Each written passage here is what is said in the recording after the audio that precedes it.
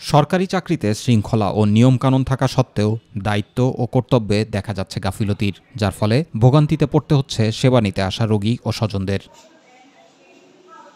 এমনই চিত্র মানিকগঞ্জের শিবালয় উপজেলা স্বাস্থ্য কমপ্লেক্স প্যাথোলজি বিভাগের। রোগীদের অভিযোগ, 2 জন দায়িত্বপ্রাপ্ত মেডিকেল টেকনোলজিস্ট থাকলেও একজন মাসের পর মাস অনুপস্থিত থেকেও নিয়মিত তুলছেন সরকারি বেতন ভাতা। যে কোনো টেস্টের ব্যাপারে আমাদের বাইরে যেতে হয়, আর এদের অ্যাবসেন্টই বেশিরভাগ দেখা যায়, এদের উপস্থিতি কম। বাইরে থেকে ব্লাড নিয়ে আসা, এখানে দোয়া লাগে, ইমার্জেন্সিতেও কোনো লোকজন নাই। চেক আপ দিছে, ব্লাডটা বাইরে থেকে চেক করাতে পারছিলাম, কিন্তু ওনাদের সাথে যোগাযোগ করার মতো কোনো ব্যবস্থা নেই। এখানে আলতা করার নাই, এখানে মেশিন নাই। এখানে মেশিনটা থাকলে আমাদের জন্য উপকার হতো। রোগীর স্বজন ও স্থানীয়রা জানান, ল্যাবে পাওয়া যায় না ল্যাব টেকনোলজিস্ট ও ঠিকমতো কোনো সেবা। আমার ল্যাবে বর্তমানে সেল কন্ট্রোলের মেডিসিনটা নেই, বায়োকেমিস্ট্রিক্যাল টেস্ট, আরবিএস, কিডনিন এগুলো আছে।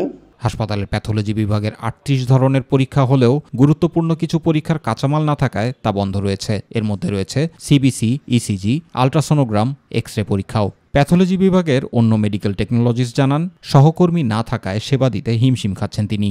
কালকে রিপোর্ট করলাম, আজকে নেওয়ার কথা, আজকে নিতেছে, তখন একটু ঝামেলা হয়। একটু মাঝে মধ্যে ফোন দিছি, এই তাড়াতাড়ি আসো, যেখানে রোগীর রিপোর্ট নিতে আসছে, আমি স্যাম্পল নিতেছি, সমস্যা হয়। শিবালয় উপজেলা স্বাস্থ্য ও পরিবার পরিকল্পনা কর্মকর্তা এবং মানিকগঞ্জের ভারপ্রাপ্ত সিভিল সার্জন বলেন, তদন্ত করে অভিযোগ প্রমাণিত হলে অভিযুক্তের বিরুদ্ধে ব্যবস্থা নেওয়া হবে। যেহেতু আপনারা এটা অবগত করেছেন, আমরা ভবিষ্যতে এটা অবশ্যই এটা ব্যবস্থা নিই। ল্যাবের জন্য যে রিএজেন্টগুলো দরকার, বেসিক্যালি সেই রিএজেন্টের অনেকগুলো প্রায় শেষ হয়ে আসছে। আমরা স্থানীয় ব্যবস্থাপনা এখন চালাচ্ছিলাম। রোগীদের দুর্ভোগ কমাতে এবং সরকারি স্বাস্থ্যসেবার কার্যকারিতা নিশ্চিত করতে দ্রুত প্রয়োজনীয় পদক্ষেপ গ্রহণের দাবি স্থানীয়দের।